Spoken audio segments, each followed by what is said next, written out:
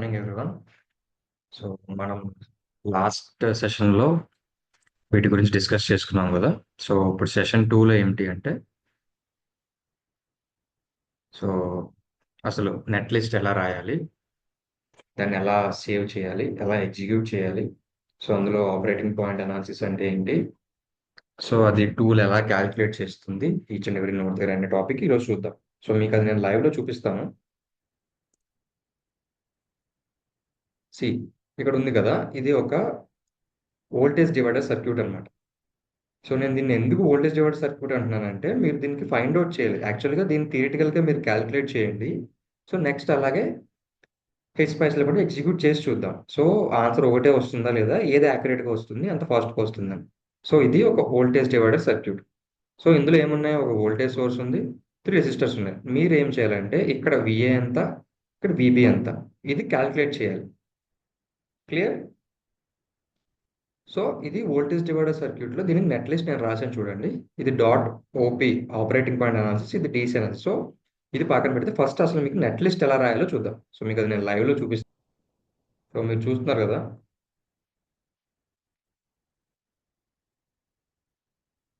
So నేనేం చేస్తున్నానంటే, first ఒక నెట్ లిస్ట్ క్రియేట్ చేయాలి కదా. సో నేనేం చేస్తున్నానంటే,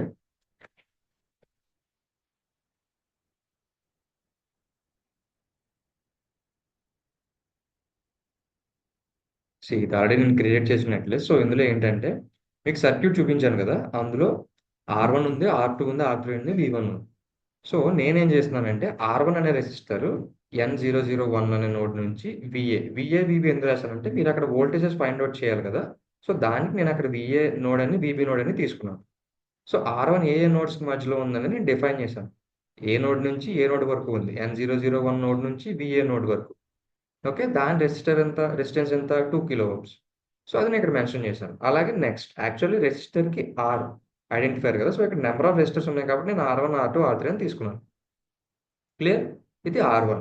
నెక్స్ట్ R2 కూడా అలాగే ఏ నోడ్ నుంచి ఏ నోడ్ వరకు ఎంత వాల్యూ ఉంది. R3 కూడా అంతే, ఏ నోడ్ నుంచి ఏ నోడ్. ఇక్కడ 0 అంటే గ్రౌండ్ నోడ్ అనమాట. క్లియర్? ఏ నోడ్ నుంచి ఏ నోడ్ వరకు ఉంది, విబి అనే నోడ్ నుంచి గ్రౌండ్ నోడ్ వరకు R3 ఉంది, ఎంత, 8 kilo Ohm's. Next V1 N001 అనే నోడ్ నుంచి 0 గ్రౌండ్ నోడ్ వరకు ఉంది, 45 వోల్ట్స్ అనమాట. సో ఇది నెట్ లిస్ట్ అక్కడ ఉన్నది. సో నేను దీనికి ఏం చేశానంటే డాట్ ఓపీ రాశాను, అంటే ఆపరేటింగ్ పాయింట్. ఇనీషియల్గా ప్రతి నోడు ఏ ఆపరేటింగ్ పాయింట్ దగ్గర ఎగ్జిక్యూట్ అవుతుంది అనేది డాట్ ఓపీ అనమాట. ఆపరేటింగ్ పాయింట్ అనాలిసిస్ అది దానికి దేనికి యూజ్ అవుతుంది అంటే, ఇనీషియల్గా ఈచ్ నోడు ఏ వోల్టేజ్ దగ్గర ఎగ్జిక్యూట్ అవుతుంది అనేది చెక్ చేయడం కోసం. సో డాట్ ఎండ్, మీరు ఒక స్టేట్మెంట్ నెట్లు స్టార్ట్ చేశారు అంటే దాన్ని ఎండ్ చేయాలి, డాట్ ఎండ్ స్టేట్. సో నేను దీన్ని సేవ్ చేశాను. మీరు దాన్ని ఇన్వోక్ చేయాలి కదా. ఇన్వోక్ ఎలా చేస్తారు, hspice-i file name, next -o. So ఇది hspice-ని ఇన్వోక్ చేయడం. సో నేను ఎంటర్ టైప్ చేయగానే జాబ్ కంప్లీట్ అంటే ఎగ్జిక్యూట్ అయింది. ఏ ఫైల్స్ క్రియేట్ అయ్యాయి చెక్ చేద్దాం చూడండి. .ico ఫైల్ క్రియేట్ అయింది, .list ఫైల్ క్రియేట్ అయింది, SP అనేది మనం సేవ్ చేసిన ఫైల్, .sto. సో మనం లిస్ట్ ఫైల్ ఓపెన్ చేసి చూద్దాం ఏముంది ఏంటనేది. సో దానివల్ల యూజ్ ఏంటి చూడండి. ఇందులో ఏంటంటే లిస్ట్ ఫైల్ అనేది లిస్టింగ్ ఫైల్ అనమాట. ఈచ్ అండ్ ఎవ్రీ నోడ్ చూడండి ఎంత వోల్టేజ్ ఉంది. ఇదిగో voltage divider operating point analysis. So అది ఈచ్ అండ్ ఎవ్రీ నోడ్ దగ్గర దాని వోల్టేజ్ ఎంత ఉంది అనేది అది క్యాలిక్యులేట్ చేసింది. సో ఇదే మీరు థియరిటికల్గా కూడా క్యాలిక్యులేట్ చేయాలి. బట్ టూల్ ఆల్రెడీ చేసి ఇచ్చేసింది. M00 అనే దగ్గర 45 వోల్ట్స్ ఉంది, విఏ దగ్గర 39 వోల్ట్స్ ఉంది, విబి దగ్గర 24 వోల్ట్స్ ఉంది.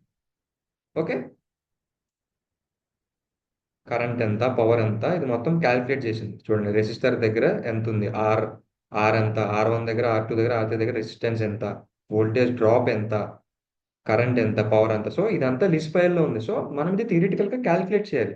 బట్ టూల్ ఏం చేసింది, టూల్ ఆటోమేటిక్గా క్యాలిక్యులేట్ చేసింది. ఎలా చేసింది, డాట్ ఓపీ అనే స్టేట్మెంట్ మనం రాసాం కాబట్టి, సో అది ఆపరేటింగ్ పాయింట్ కండిషన్ ఇనీషియల్ అన్ని కండిషన్స్ దగ్గర చెక్ చేసింది. చూడండి ఇక్కడ నోడ్ 1 దగ్గర ఎంత వోల్టేజ్ ఉంది, విఏ దగ్గర ఎంత ఉంది, విబి దగ్గర ఎంత ఉంది. విఏ దగ్గర ఎంత ఉంది, ఇక్కడ నుంచి ఇక్కడికి డ్రాప్ అయింది.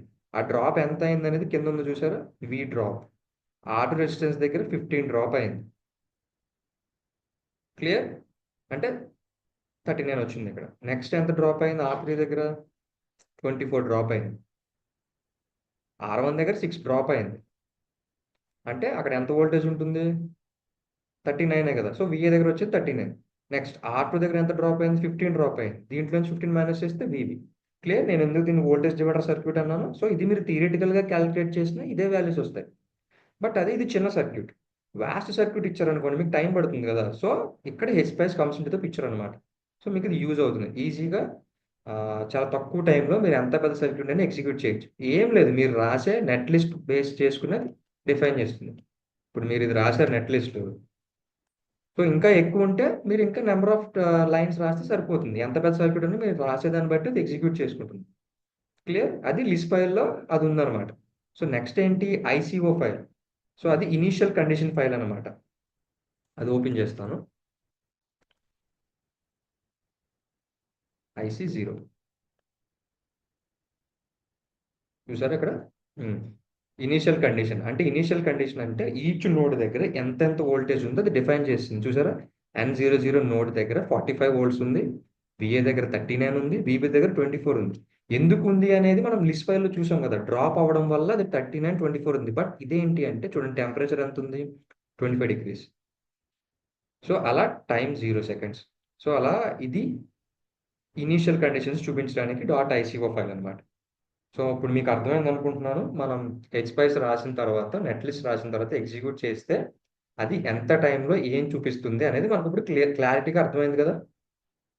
క్లియర్? సో అది ఆపరేటింగ్ పాయింట్ అనాలిసిస్ అనమాట. మీరు ఇదనే కాదు, ఏ నెట్ లిస్ట్ అయినా రాయొచ్చు. దేనికన్నా మీరు ఎంత పెద్ద ఎలక్ట్రానిక్ సర్క్యూట్ తీసుకున్నా దాన్ని మీరు రాసే నెట్ లిస్ట్ బేస్ మీదే ఆధారపడి ఉంటుంది. సో దాన్ని బట్టి అది ఎగ్జిక్యూట్ చేసి చూడండి. ఇక్కడ నేను 3 లైన్స్, ఫస్ట్ లైన్ మీకు చెప్పాను కదా, కమెంట్ లైన్. అదే మీరు R1 ఫస్ట్ లైన్ రాశారనుకోండి, అది కమెంట్ అయిపోతుంది ఆటోమేటిక్గా. సో ఫస్ట్ లైన్ నేను కమెంట్ చేశాను, నేను రాసిన voltage divider operating point analysis. So ఇక్కడ R1, R2, R3, V1, dot OP operating point. So అది రాయడం వల్ల మీకు వోల్టేజ్ అనేది ఇండివిజువల్ నోడ్స్ దగ్గర కానీ, కరెంట్ కానీ, పవర్ కానీ ఈచ్ అండ్ యాక్యురేట్గా చూపించింది. సో అది మీరు థియరిటికల్ క్యాలిక్యులేషన్ చేసినా కూడా అంతే వస్తుంది. క్లియర్? సో ఇది .op అనమాట. సో మీకు ఏ ఫైల్స్ క్రియేట్ అవుతాయి కూడా చూపించాను కదా. చూసారు కదా? .ico, .list ఫైల్, .sp మనం సేవ్ చేసింది, .sto. ఇది స్టేటింగ్ ఆఫ్ ఫైల్స్ అనమాట. మనం ఏ ఫైల్స్ అనేది కాల్ చేసింది అనేది అందులో ఇన్బిల్ట్ అయి ఉంటుంది. సో ఇది .op. సో ఇక్కడ మీకు ICO అనే ఫైల్ ఎందుకు క్రియేట్ అయిందంటే, నేను .op రాయడం వల్లే ICO క్రియేట్ అయింది. ఒకవేళ అది రిమూవ్ చేశాను అనుకోండి, చూద్దాం ఒకసారి. ఒకవేళ .op నేను రిమూవ్ చేస్తే ఏమవుతుంది? సో ఇక్కడ నేను దీన్ని కమెంట్ చేస్తున్నాను, అది కమెంట్ అయిపోయింది. మనం ఎగ్జిక్యూట్ చేద్దాం మళ్ళీ దాన్ని.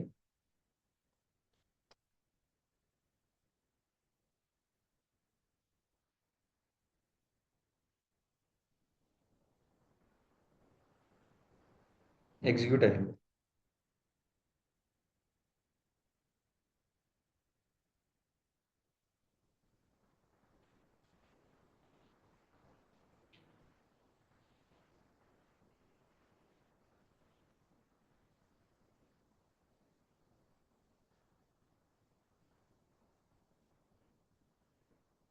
చూసారా? ఇప్పుడు నేను ఎగ్జిక్యూట్ చేసినప్పుడు .ico ఫైల్ రాలేదు.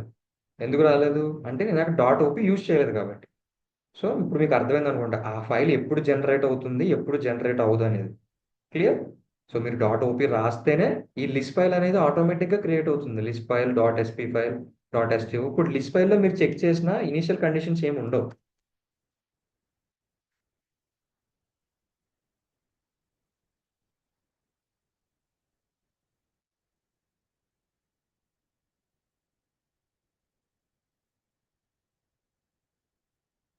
చూడండి, ఇందాక మీకు ఈచ్ అండ్ ఎవ్రీ నోడ్ దగ్గర కరెంట్ ఎంత, వోల్టేజ్ ఎంత అని చూపించింది. ఇప్పుడు అదే లిస్ట్ ఫైల్లో ఏమీ చూపించట్లే. ఎందుకు? మనం .op స్టేట్మెంట్ రాయలేదు కాబట్టి. జస్ట్ అందులో ఎన్ని నోడ్స్ ఉన్నాయి, ఎన్ని రిజిస్టర్స్ ఉన్నాయి, అవి మాత్రమే చూపిస్తుంది. ఇందులో ఎన్ని ఎలిమెంట్స్ ఉన్నాయి అంతే. మిగతా అనాలిసిస్ ఏమీ చూపించట్లే, ఎందుకంటే మనం .op యూజ్ చేయలేదు కాబట్టి. సో ఇప్పుడు మీకు అర్థమైంది అనుకుంటున్నాను .op స్టేట్మెంట్ వల్ల యూజెస్ ఏంటి, దాన్ని ఎక్కడ యూజ్ చేయాలి, ఎలా యూజ్ చేయాలని. Clear? So that's the end of this session. Dot OP వరకు. నెక్స్ట్ సెషన్లో మనం డీసీ అనాలిసిస్ చూద్దాం. ఆ తర్వాత AC and transient analysis. Okay, clear. Thank you.